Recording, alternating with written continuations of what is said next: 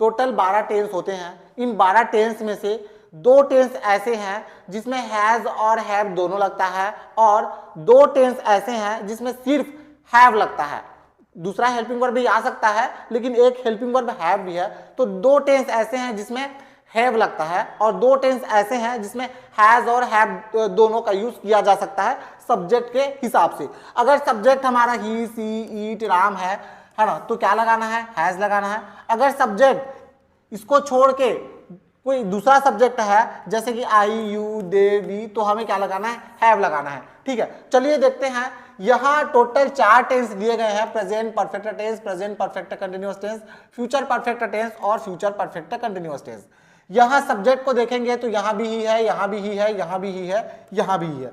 अगर बात करें हेल्पिंग वर्ब की तो यहां हैज और हैव दोनों में से कुछ भी आ सकता है, यहां हैज और हैव दोनों में से कुछ भी आ सकता है। यहां क्या लगाना है आपको?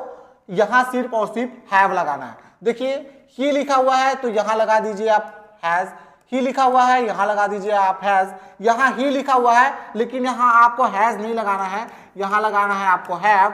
यहां ही लिखा हुआ है यहां आपको हैज नहीं लगाना है, यहां आपको लगाना है हैव। हैज लगाएंगे तो गलत हो जाएगा।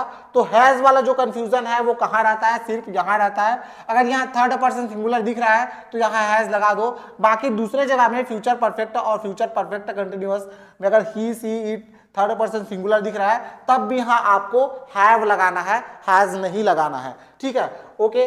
तो आसान भाषा में अगर याद रखें तो क्या हो जाएगा? हैज सिर्फ 2 ही टेंस में लगता है, प्रेजेंट परफेक्ट और प्रेजेंट परफेक्ट कंटिन्यूअस टेंस में सिर्फ हैज का यूज करना है, बाकी किसी में भी हैज का यूज नहीं करना है। और अकेले ही, सी, ईट आता है तब हैज का यूज करना है। ठीक है, तो बस इतना ही डाउट था दोस्तों।